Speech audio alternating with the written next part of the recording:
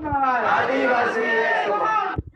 का नारा है भारत देश हमारा है, जय जवान का नारा है भारत देश हमारा है। सभी वक्ताओं से एक छोटा सा निवेदन है मेरा कि मौसम को थोड़ा सा ध्यान में रखते हुए अपनी जो भी विचार व्यक्त करना है वो ज्यादा से ज्यादा समय न लेते हुए बहुत कम शब्दों में बहुत कुछ कहने का प्रयास करेंगे। सुमेर सिंह बड़ोली जी ऐसा मैं मानता हूँ। जिंदाबाद जिंदाबाद जिंदाबाद जिंदाबाद। बहुत बहुत धन्यवाद भैया, और आप सभी का भी बहुत बहुत धन्यवाद। और सबसे पहले तो ये जो इतना शानदार कार्यक्रम हमारी बहन जिनको मीडिया में बोल रहे दबंग है, लेकिन मैं नहीं मानता उनको दबंग है, वो डाकू थे और उन डाकुओं के खिलाफ लड़ते हुए हमारी बहन शहीद हुई। उनके लिए एकजुट होने का जो कार्यक्रम इतना शानदार आयोजन किया न्याय दिलाने के लिए, उसके लिए मंच का मैं बहुत बहुत धन्यवाद और आभार व्यक्त करता हूँ।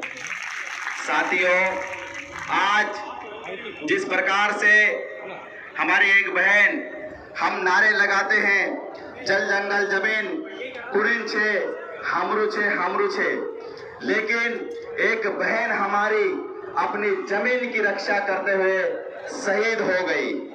और ये कोई घटना एक पहली कोई घटना नहीं थी।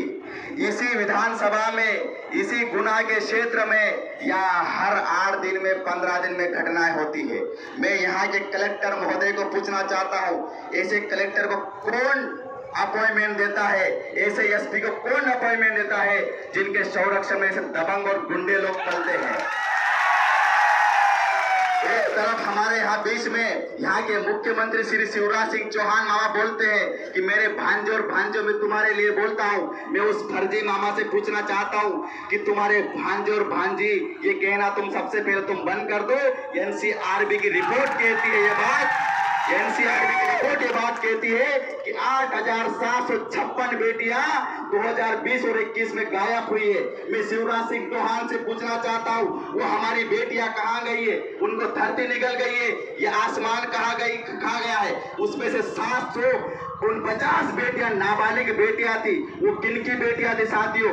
आप और हमारी बेटियां थी। वो बेटियां कहाँ गई थी? एक तरफ बोलते हैं ये यहाँ का, ये बोलते हैं कि ये लोग बोलते हैं कि हम हमारे यहाँ की आदिवासी कब्जा कर रहे हैं। इन यहाँ के जो सकल समाज जो बात करते हैं, बड़े बड़े समाज वाले जो बात करते हैं कि ये आदिवासी बाहर से आए, उनको बोलना चाहता हूँ, चांदी ठोक के तुम्हारी बाप की जमीन है, ये आदिवासियों की जमीन है। हमारे पुरखाओं का खून इस जमीन में दफन है। जो जमीन सींचने लायक नहीं थी, उस जमीन को सींचने लायक और जुतने लायक बना है आदिवासी ने बना है। तुम्हारे बाप में ताकत नहीं थी कि संसार को पाल ले। उस आदिवासी ने जंगल में रहकर शेर से लड़ाई कर भेड़ियों को खाकर उस आदिवासी ने तुम्हारे संसार को जिंदा रखा। तुमने देखा कोरोना महामारी में पूरी दुनिया हाहाकार हो गई, एक फर्क नहीं पड़ा तो सिर्फ आदिवासियों के ऊपर। साथियों, कितने लोग हाथ ऊंचा करे अभी बताए मेरे को, कितने गुना के लोग हैं। साथियों, एक कहानी के माध्यम से आपको बताना चाहता हूँ।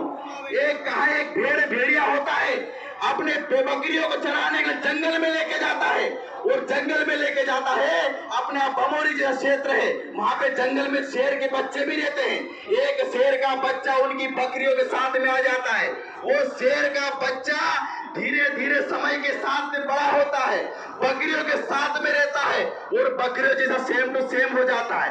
एक दिन ऐसा आता है कि उसकी बिरादरी का दूसरा शेर देखता है, उसका होता है दिमाग खराब, ये क्या गांडू आदमी पैदा कर दिया हमने। ये शेरों के बीच में रहने वाला आदमी बकरियों के बीच में रह रहा है, घास फूस खा रहा है, चुपचाप बैठ रहा है, अपने समाज के लोगों पे अन्याय हो रहा है, चुपचाप बैठा है। शेर ने झपट्टा मारा, उसने बकरियों को नहीं उठाया, उसने शेर के बच्चे को उठाया और बोल रहा गधे तू ये क्या काम कर रहा है, तू शेर है, कहाँ तू? तो बोले नहीं मैं तो बकरी हूँ। शेर का दिमाग खराब हुआ, उसको 2 झपट्टे मारा, तब भी शेर का उसको समझ नहीं पड़ी, क्योंकि वो बकरियों के बीच पला पड़ा हुआ था। इसके बाद तालाब के किनारे लेके गया, तालाब के किनारे लेके गया, वहां पे दिखाया कि देख तेरी और शकल, तेरी और मेरी शकल एक है, मतलब तेरा पैरवास और मेरा पैरवास एक है, तेरा जो सिस्टम है वो मेरा सिस्टम सेम है। लेकिन वो मानने को तैयार नहीं। आखिर में वो जो व्यक्ति, जो शेर था, परेशान होकर 2 झपट्टे लगाया। उसके बाद उस शेर को समझ में आया, उसने दहाड़ बोला, उसने दहाड़ा। उसके बाद उसको समझ में आया कि हाँ यार मैं तो शेर हूँ। सेम टू सेम तुम्हारी कंडीशन ये हो गई है। यहाँ का समाज तुमको समझता है कि ये बाहर से आए हैं। अरे तुम शेर हो, तुमको किस बात की जरूरत है? तुमने पढ़ा नहीं क्या बिरसा मुंडा को? तुमने पढ़ा नहीं क्या डंडा मामा को? तुमने पढ़ा नहीं क्या बाबा साहेब को? बाबा साहेब ने तुमको संविधान में लिख के दिया है कि अगर तुम्हारी कोई हत्या करता है तुम उसकी हत्या कर दो, सारा कोर्ट भी पैदा होता है ऐसा मानने वाला तुमको। तुम्हारी बहन को दिन दहाड़े जिंदा जला दिया गया, तुम्हारे सरपंच को एक गांव में जिंदा जला दिया। तुम क्या झक मारे वहां पे? क्या तुम्हारा गांव का वो आदमी था? ये बमोरी की झंडा, गुनाई की झंडा सुन ले, ये जितने लोग बाहर से आए, ये 250-250 300 किलोमीटर दूर दूर से आए।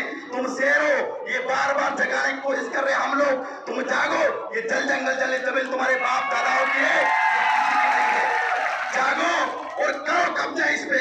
बिरसा मुंडा ने कहा था, बिरसा मुंडा ने कहा था कि हे मेरे आदिवासियों, तुम जाग जाओ, ये जल जंगल जमीन तुम्हारी है, तुम्हारी जमीन आदि में धूल की तरह उड़ गई है। तो साथियों, बिरसा मुंडा की बात को अपने कानों में डाल लो, दिमाग में डाल लो और लिख के ले जाओ कि जितनी जमीनें तुमको दिख रही है, ये जमीनें तुम्हारे बाप दादाओं की है, इनकी नहीं है।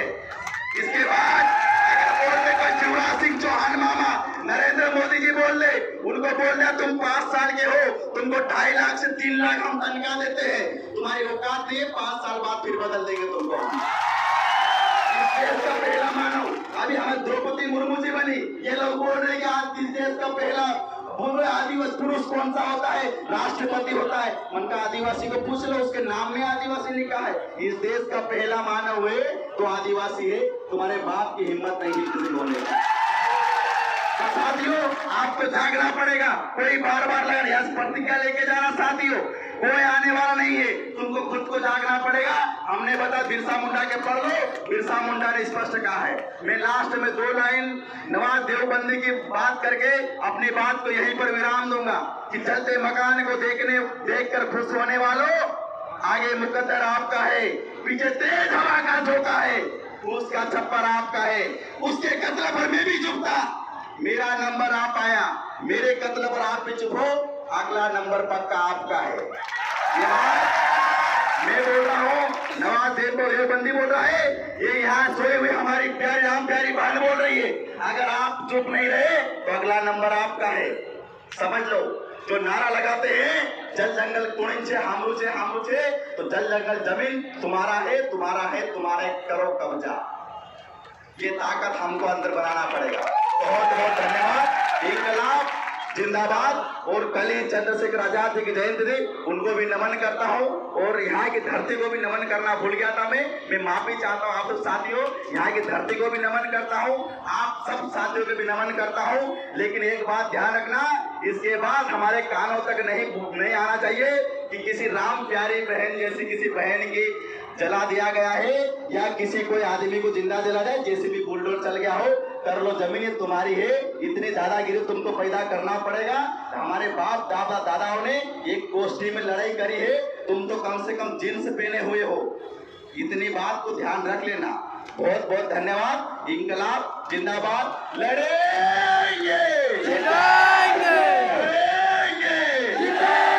शिवराज मामा, होश में आओ, होश में आओ, होश में आओ। अरे राम प्यारी के हत्यारों को फांसी दो, फांसी दो, फांसी दो। अरे वरना कुर्सी खाली करो, खाली करो, खाली करो। आदिवासी एकता जिंदाबाद।